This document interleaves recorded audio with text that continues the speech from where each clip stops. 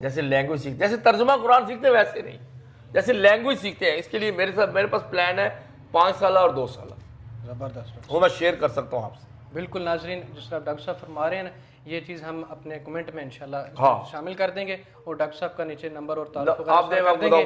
Doctor صاحب سے بھی آپ اس پہ حوالے سے بھی رابطہ کر سکتے ہیں، تاکہ نقط جو ہے نا وہ ساتھی سے میں ادھار کا قائل. اب عمر فرماتے ہیں تعلموا العربیہ فإنها من دینکم، تم عربی سیکھو، یہ تمہارے دین کا حصہ ہے. بالکل.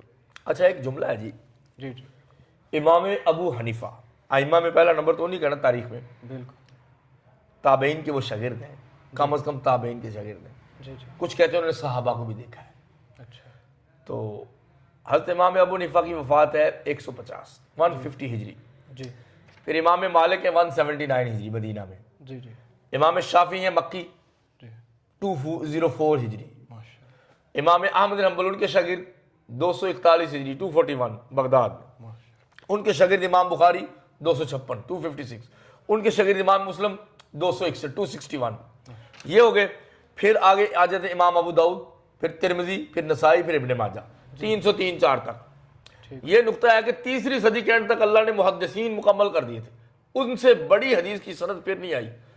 ان میں اجمی تھے نا، امام ابو حنیفہ اجمی تھے، امام ابن ماجہ اجمی تھے، امام مسلم ایران کے تھے، ٹھیک ہے، سجستانی، مسلم ابن حجاج القشیری، ابو داؤد سجستانی.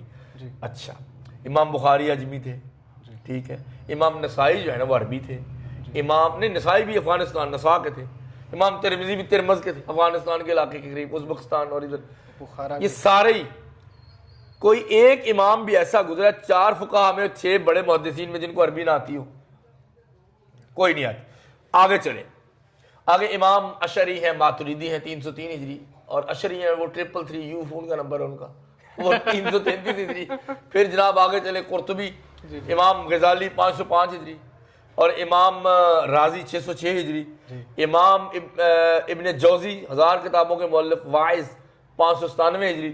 اس کے بعد بہت بڑے امام 646 ہجری 646.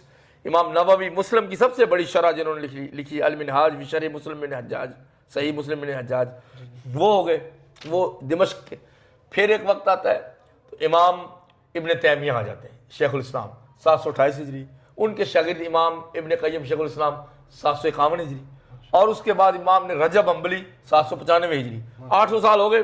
پھر ابن خلدون تک آ جائے 808 ہجری، اور اس کے بعد امام بلقینی، یہ بھی 800 میں ہے. اور اس کے بعد پھر جہاں پہ سلطنت امام ابن حجر اسقلانی، اس امیر المومنین فی الحدیث 852 ہجری. اور اس کے بعد جہاں سلطنت علم